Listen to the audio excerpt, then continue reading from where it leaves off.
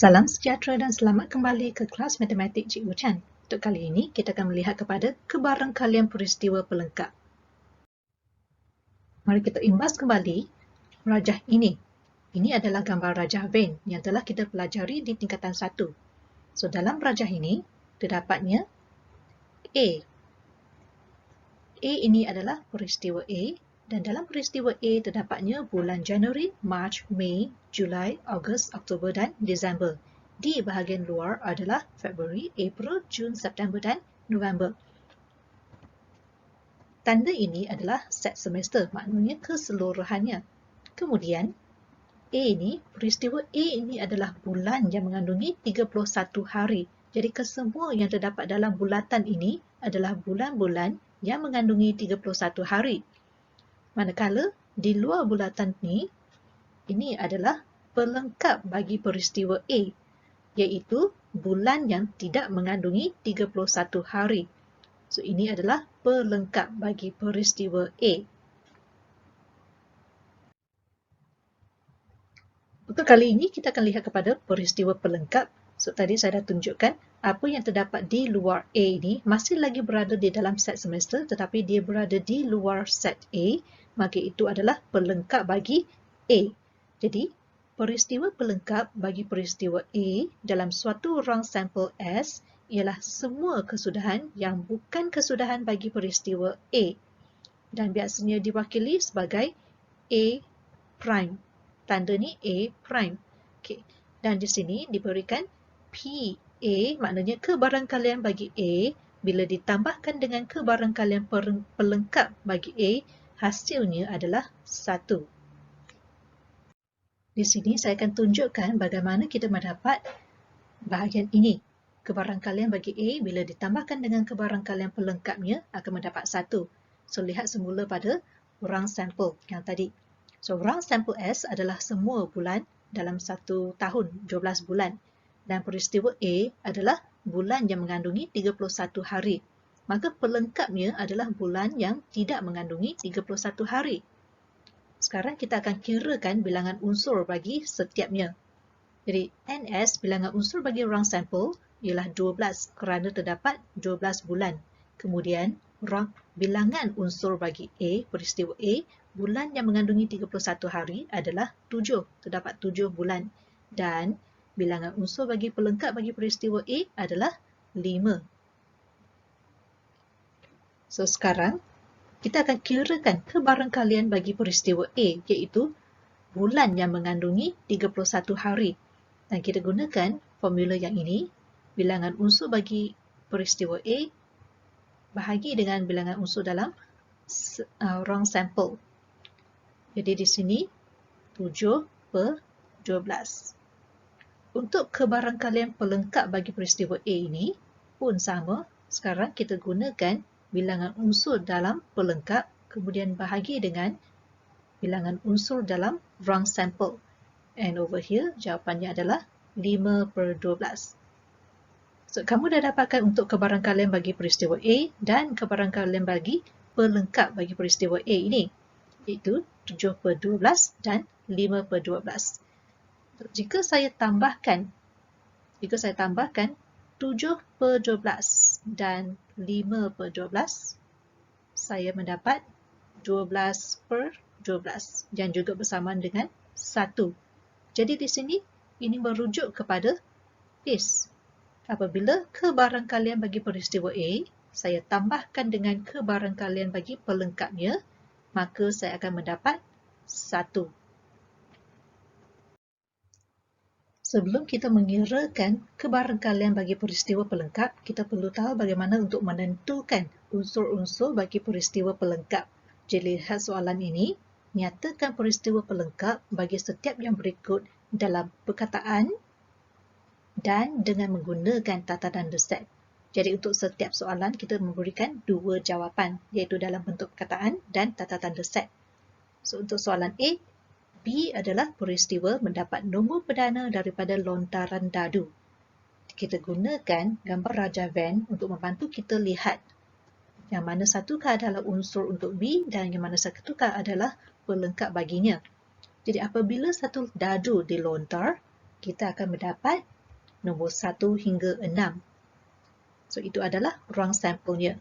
Balik kepada peristiwa, mendapat nombor perdana. Nombor perdana adalah nombor yang boleh dibahagi oleh 1 dan diri sendiri sahaja. Jadi, dalam ruang sampel, nombor-nombor perdana adalah 2, 3 dan 5. Jadi 2, 3 dan 5 ini memenuhi syarat bagi peristiwa B, iaitu mereka adalah nombor perdana. Kita letakkan 2, 3 dan 5 dalam bulatan B tersebut. Kemudian nombor-nombor yang lain 1, 4 dan 6 kita letakkan di luar bulatan. Jadi peristiwa pelengkap bagi B. Pelengkap di sini bermakna semua yang terdapat di luar bulatan tersebut. Yang berlorek ini.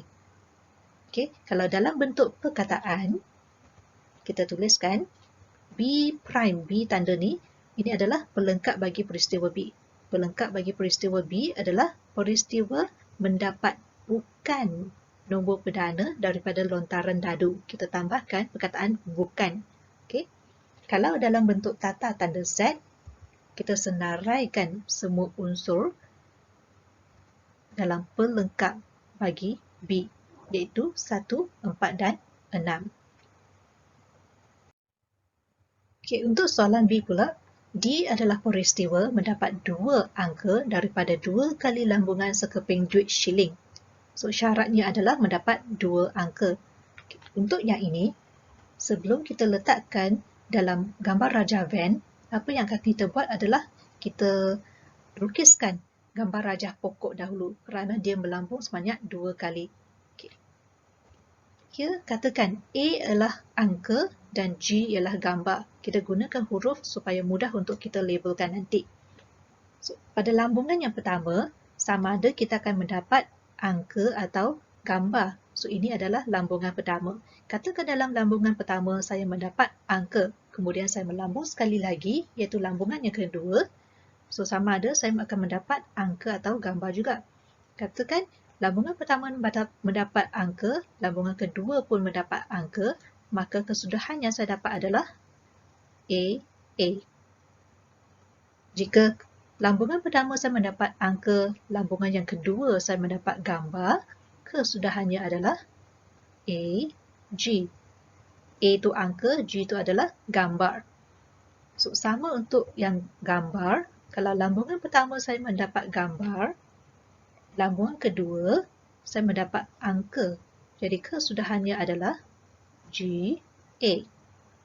Susunan ini menunjukkan pertama kali saya mendapat gambar, kali kedua saya mendapat angka. Okay. Dan seterusnya adalah gambar. So, ini keempat-empat ini adalah kesudahan, semua kesudahan bagi eksperimen ini, iaitu melambung duit shilling sebanyak 2 kali. Jadi kita senaraikan ini sebagai ruang sampelnya. Okay. Sekarang merujuk balik kepada peristiwa D, iaitu mendapat 2 angka. Jadi dalam ruang sampel ini, 2 angka hanya ada satu sahaja, iaitu A. Yang lain tu sama ada mempunyai 1 angka ataupun tiada angka langsung. Jadi kita masukkan AA ke dalam bulatan D. Yang lain kita letakkan di luar bulatan. So, daripada sini kita boleh lihat pelengkap bagi D adalah yang berada di luarnya. So, ingat balik, soalan ini perlu tuliskan dalam berdua bentuk, iaitu perkataan dan tata tanda set. So, kalau dalam bentuk perkataan, D prime ataupun pelengkap bagi peristiwa D ialah peristiwa tidak mendapat 2 angka daripada 2 kali lambungan sekeping duit shilling. So, ayat ini sebenarnya saya salin semula apa yang telah diberikan dan saya tambahkan perkataan tidak sahaja. Kalau dalam bentuk tata tanda set, kita senaraikan semua unsur-unsur ini. Unsur-unsur yang berada di luar bulatan tersebut. Now, bila kamu dah tahu bagaimana untuk tentukan unsur-unsur bagi peristiwa pelengkap, kita akan pergi kepada menggirakan kebarangkalian bagi peristiwa pelengkap. So, kita lihat pada soalan 1 ini. So, antara 36 orang murid di sebuah kelas, 10 orang murid adalah bercermin mata. Jika seorang murid dipilih secara rawak daripada kelas itu, hitung kebarangkalian bahawa murid itu tidak memakai cermin mata. Jadi yang ini terdapat dua kaedah untuk menyelesaikannya. Saya akan tunjukkan satu persatu.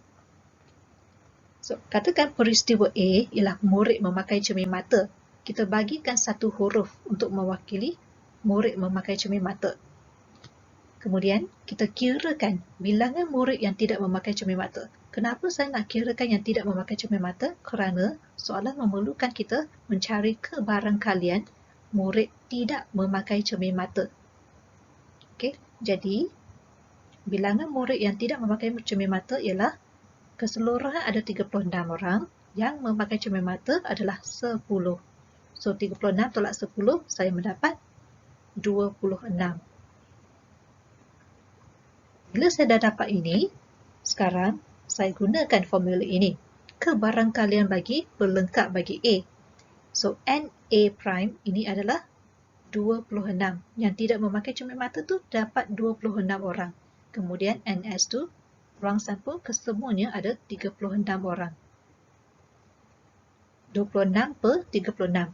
Dan yang ini kita boleh permudahkan dia. Kita boleh bahagikan nombor yang sama, iaitu bahagi 2, bahagi 2. Dan kita mendapat 13 per 18. Okey, ini adalah kaedah 1. Untuk kaedah kedua, okay, saya menggunakan huruf yang sama, iaitu peristiwa A adalah untuk murid yang memakai cermin mata. Sekarang, ingat kembali yang ini. Tadi saya dah tunjukkan kebarangkalian bagi peristiwa A, bila ditambahkan dengan kebarangkalian pelengkap bagi peristiwa A, kita akan mendapat 1. So, over here, sekarang kita nak carikan kebarangkalian bagi pelengkapnya yang tidak memakai cermin mata. So, here, pelengkapnya ialah 1 tolak kebarangkalian A. Okay, yang ini kita letak kat belakang. So, dapat this. So, 1 tolak ini. Kebarangkalian bagi A ialah bilangan unsur bagi A bahagi dengan keseluruhan. So, yang ini adalah yang memakai cermin mata. Memakai cermin mata ada 10. Keseluruhannya ada 36. Kalau saya permudahkan yang ini, saya mendapat 5 per 18. So, maknanya 1 tolak 5 per 18. Dan jawapan akhirnya adalah 13 per 18. Juga sama. Jadi, kita boleh gunakan mana-mana kaedah untuk mencarikan yang ini, asalkan bersesuaian. Alright, soalan seterusnya. Kebarangkalian tembakan Kasim mengena sasaran semasa latihan menembak ialah 5 per 8. Apakah kebarangkalian tembakan Kasim yang gagal mengena sasaran? So, di sini is either kena ataupun gagal mengena sasaran. Kita gunakan katakan peristiwa A ialah berjaya mengena sasaran. Dan kita gunakan formula yang sama ini, iaitu kebarangkalian bagi mengena sasaran tambah dengan kebarangkalian gagal mengena sasaran, jumlahnya akan memberi kita 1. So, sekarang kita nak carikan kebarangkalian gagal mengena sasaran. So, kebarangkalian ini adalah 1 tolak kebarangkalian bagi mengena sasaran. Kita letakkan di belakang. Okay. So, untuk kebarangkalian mengena sasaran, lihat balik pada soalan, dia telah pun memberikan kita kebarangkalian tersebut, iaitu 5 per 8. So, kita tak perlu kira lagi kebarangkalian mengena sasaran ini. Jadi, 1 tolak 5 per 8. Dan 1 tolak 5 per 8, jawapannya adalah 3 per 8. So, terus kita dapat jawapan. Last question. So, di sini terdapat 2 biji bola biru, 4 biji bola kuning dan 6 biji bola merah di dalam sebuah beg. Sebiji bola dipilih secara rawak daripada beg itu. Cari kebarangkalian bahawa bola itu bukan berwarna merah. So, di sini banyak warna, banyak bola. Okay. Kita gunakan huruf untuk mewakilinya. Katakan peristiwa A ialah memilih bola merah. Kalau A ialah memilih bola merah, maknanya pelengkapnya adalah bukan berwarna merah. Yang ini Ramai pelajar yang confused kerana dia nampak kenapa ada 2, kenapa ada 4, 6, lepas tu ada 3 jenis warna lagi. Sebenarnya kalau saya tuliskan yang ini dalam bentuk tata tanda set, inilah yang akan awak dapat ya.